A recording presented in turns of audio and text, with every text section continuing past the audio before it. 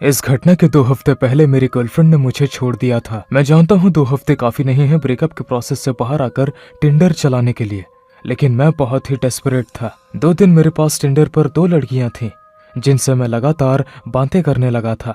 मैं उन दोनों को अलग अलग दिन पर डेट पर ले जाने वाला था, ये उम्मीद करते हुए कि उसमें से एक के साथ मेरा मैच हो जाएगा। अनफॉर्चुनेटली पहली लड़की ने आने से मना कर दिया और अब मेरे पास सिर्फ वो दूसरी लड़की ही बची थी। उसकी फोटोज को देखकर मुझे वो मेरे लिए एक परफेक्ट मैच लग रही थी। उसके भूरे बाल और नीली आंखों से देखने में वो काफी सुंदर लग रही थी, लेकिन वो बातचीत करने में बुरी थी।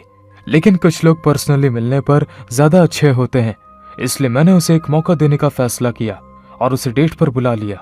मैंने डेट को एक सस्ते रेस्टोरेंट में रखा और वो भी इसके लिए तैयार हो गई। डेट की रात को मैं तैयार हुआ और ड्राइव करके वहां पहुंच गया। मैंने उसे मैसेज किया और बताया कि मैं वहां पहुंच गया हूं और रेस्टोरेंट से बाहर निकलकर खड़ा हो गया हूं। मैं वहां 5 मिनट जल्दी पहुंच गया था, लेकिन लगभग 20 मिनट तक इंतजार करने के बाद मैंने उसे कॉल किया और उसने कॉल उठाया। हे, तुम कहाँ हो? मैं रेस्टोरेंट के बाहर खड़ा हूं, मैंने कहा। मैंने कुछ देर तक उसके बोलने का इंतजार किया। हेलो, उसने बिना एक भी शब्द कहे कॉल काट दिया। शायद एक और लड़की ने मुझे रिजेक्ट कर दिया था। मैं शर्मिंदा और परेशान हो गया। मैं गाड़ी में बैठा और घर वापस आ गया। घर आने के बाद मैंने अपने लिए डिनर बनाया और उसे लेकर सोफे पर बैठ गया। मैं आराम से बैठ गया। जब मेरी आंखें खुली तो मैंने मोबाइल पर टाइम चेक करने के लिए उसे ढूंढने लगा, लेकिन वो मुझे नहीं मिला। मैंने पूरी तरह से अपनी आंखें खोली और उठकर बैठ गया। मैं अभी भी अपने मोबाइल को ढूंढने की कोशिश कर रहा था और जब मैं उसे ढूंढ रहा था तो मैंने अपनी आंख के कोने से एक अजीब चीज नोटिस की। मेरे पीछे का दरवाजा खुला हुआ था। ये बिल्कुल थोड़ा सा खुला हुआ था, इतना भी नहीं कि मैं दरवाजे के बीच की दरार को देख पाता, लेकिन मैं किसी तरह उसे खुला हुआ देख पा रहा था। उसे देखकर ऐसा लग रहा था जैसे किसी ने उसे पास से बंद करने की कोशिश की हो ताकि कोई भी आवाज ना हो। मैं इधर उधर देखते हुए वहीं बैठा था। अचानक सब कुछ शांत हो गया। मैंने बैकडोर पर जाने से पहले एक बार घर में ही फोन ढूंढने का फैसला किया। जैसा कि मैंने कहा कि यह बस थोड़ा सा खुला था, लेकिन मैं हमेशा अपने सभी दरवाजों को बंद करके सोता हूँ। लेकिन थोड़ी देर सोकर उठने के बाद ऐसा देखना मेरे लिए यह डराने वाली बात थी। मुझे लगा कि कोई मेरे घर में घुसा होगा और मुझे सोता देख चला गया होगा, लेकिन मेरा फोन भी गायब था। ऐसा हो सकता था कि घुसपैठियों ने मेरा फोन चुरा लिया हो, और क्या होगा अगर वो मेरे पास ही खड़ा होगा तो वो मेरे कितना करीब रहा होगा। उसने मुझे सोते हुए भी देखा होगा।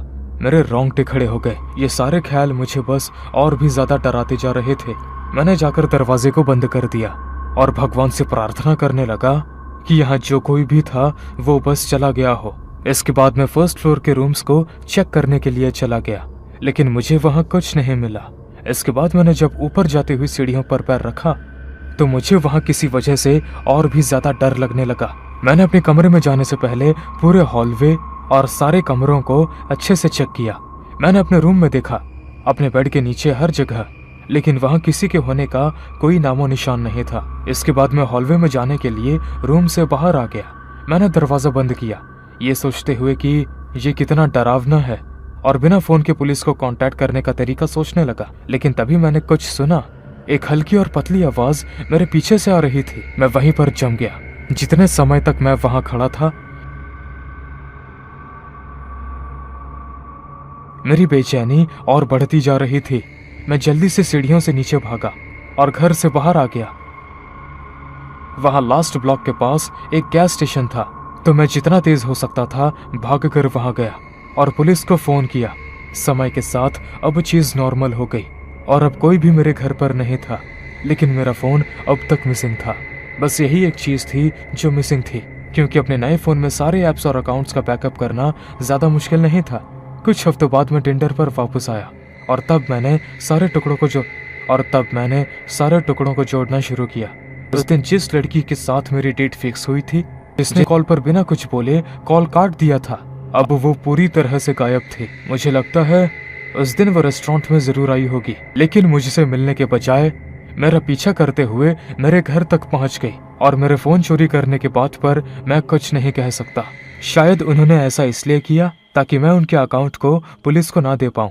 अभी भी ऐसी बहुत सारी चीजें हैं जिनका कोई सेंस नहीं बनता, जैसे कि उन्होंने सिर्फ मेरा फोन ही क्यों उठाया और वो मेरे घर में क्या कर रहे होंगे जब मैं सो रहा था।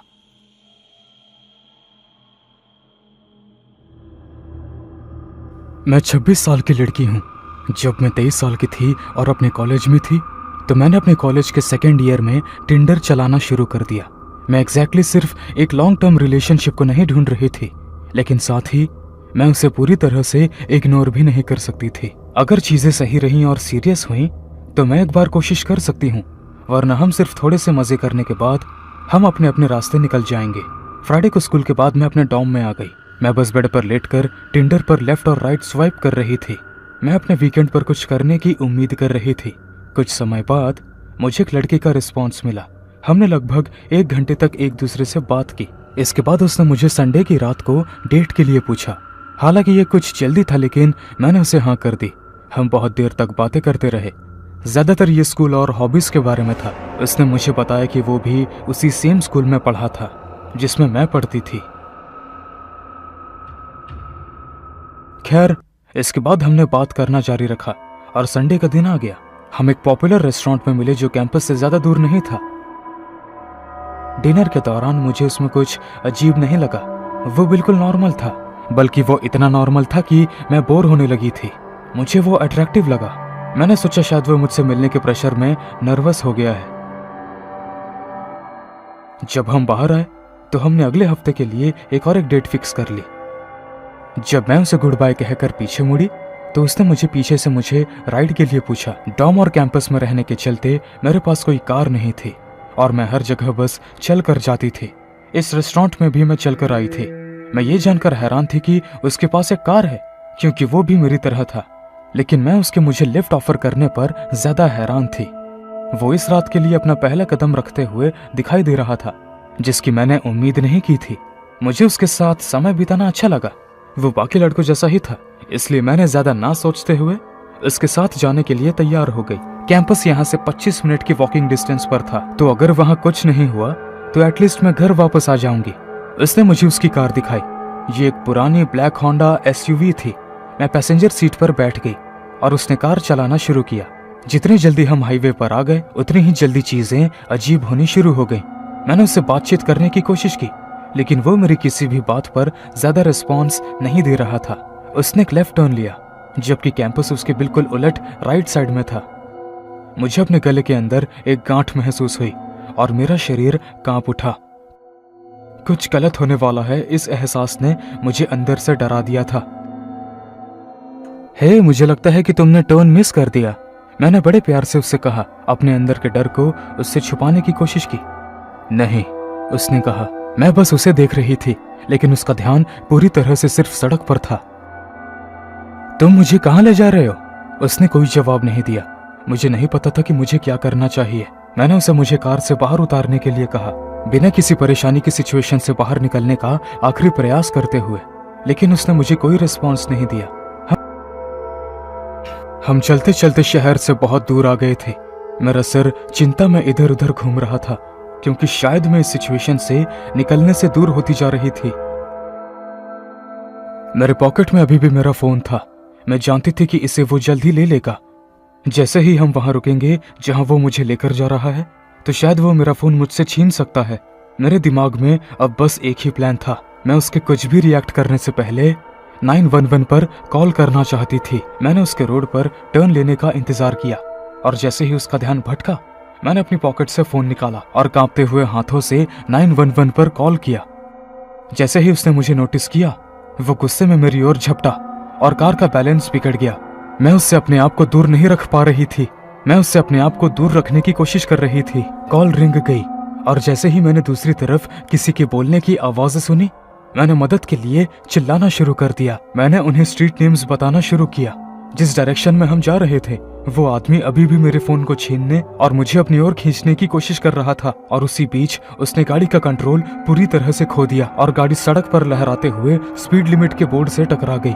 मुझे चक्कर आ रहे थे और मुझे सब धुंधला दिखाई दे रहा था। ये बिल्कुल इस हादसे के कारण था। मुझे किसी सीट के नीचे से मोबाइल पर पुलिस ऑपरेटर की आवाज सुनाई दी।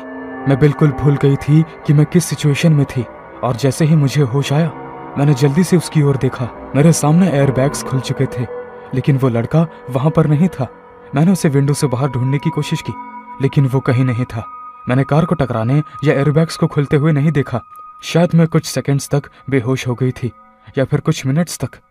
इसलिए मैंने अपना फोन उठाया और ऑपरेटर को सारी बात बताई। जल्द ही पुलिस वहां पर आ गई। मुझे पूरी बॉडी में पेन के अलावा कोई भी इंजरी नहीं थी, लेकिन जिस चीज ने मुझे सबसे ज्यादा दर्द दिया वो था पुलिस का उस आदमी को ना ढूंढ पाना। हालांकि मैंने उन्हें उसके बारे में सारी चीजें बताई थी, लेकिन हैरानी की बात यह थी कि वो सब एक दिखावा था। वो कार उसने एक दिन पहले चोरी की थी। शायद यही वो वजह थी जिसके कारण उसने उस दिन उसे एक अबंडन जगह पर पार्क किया था। उसका नाम और बाकी सभी चीजें फेक थी और उसका टिंडर अकाउंट भी रिमूव हो चुका था। अब पुलिस के पास उसके हुलिये के अलावा और कोई इन्फॉर्मेशन नहीं है, और अब मैं और भी ज्यादा सतर्क रहने लगी हूँ। उसका जो मेरे साथ प्लान था वो मेरी सोच से कई गुना घटिया रहा होगा। मैं बस यही उम्मीद करती हूँ कि वो ये सेम चीज किसी दूसरी लड़की के साथ ना करे।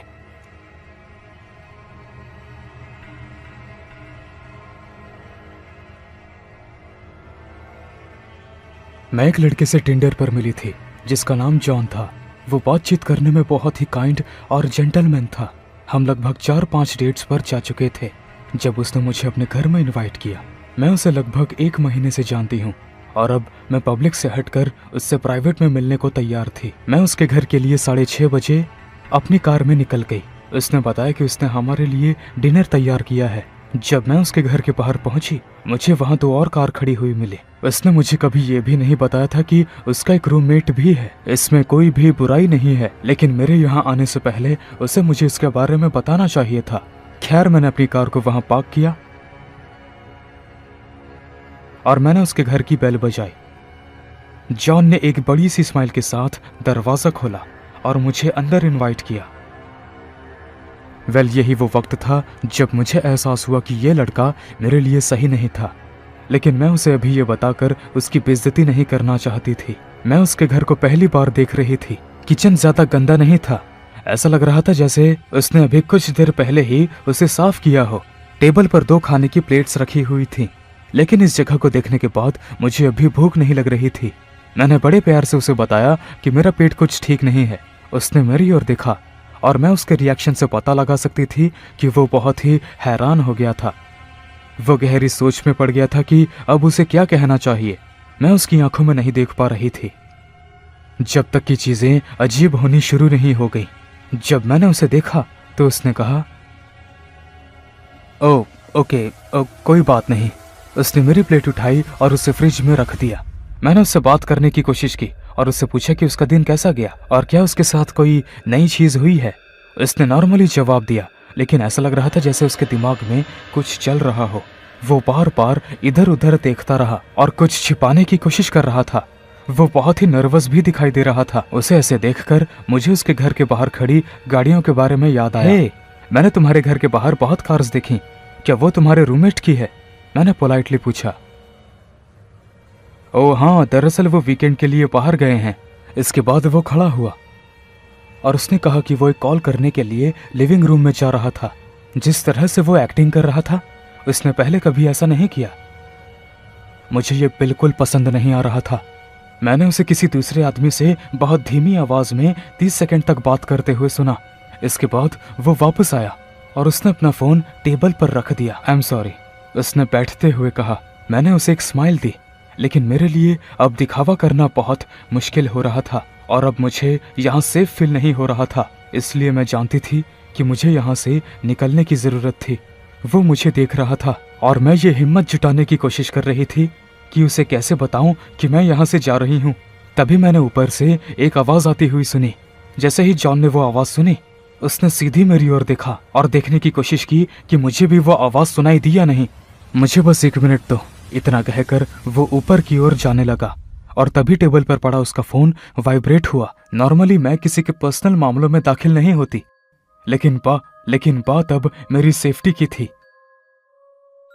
मैं उठी और मैंने उस मैसेज को पढ़ा। वो मैसेज किसी अननोन नंबर से था। वो एकदम शॉर्ट मैसेज था जिस पर लिखा था, क्या तुम्हें वो मिल गई? मैं घबराहट में वहीं खड़ी थी। अभी मैंने उस मैसेज से सर हटाया ही था कि तभी मैंने कदमों की आवाज आती हुई सुनी। मैं बहुत तेजी से घर से बाहर भागी। मुझे पीछे से भागने की आवाज सुनाई दे रही थी। मैं जल्दी से अपनी कार में बैठी और वहां से निकल गई। मुझे शांत होने में कुछ समय लगा और मैं उस जगह से जब बहुत दूर आ गई तो मैंने पुलिस को फोन किया। मुझे नहीं पता था कि वहां क्या चल रहा था, लेकिन मुझे वहां से भागने पर बिल्कुल भी गलत फील नहीं हुआ। उसने मुझसे झूठ क्यों बोला कि घर पर कोई नहीं है, और उस मैसेज का आखिर क्या मतलब था? पुलिस ऑफिसर्स ने उससे पूछताछ की और उसके घर को भी चेक किया, लेकिन वहां कुछ भी ऐसा नहीं था जिससे मुझे उसके गलत इरादे के बारे में पता चले। उन्होंने मुझसे कहा कि जॉन का इरादा गलत हो सकता था, लेकिन उसके खिलाफ कोई सबूत न होने के कारण वो कुछ नहीं कर सकते थे। लेकिन मुझे आज भी यही लगता है कि क्या उस दिन उस मैसेज का वही मतलब था जो मुझे लगा।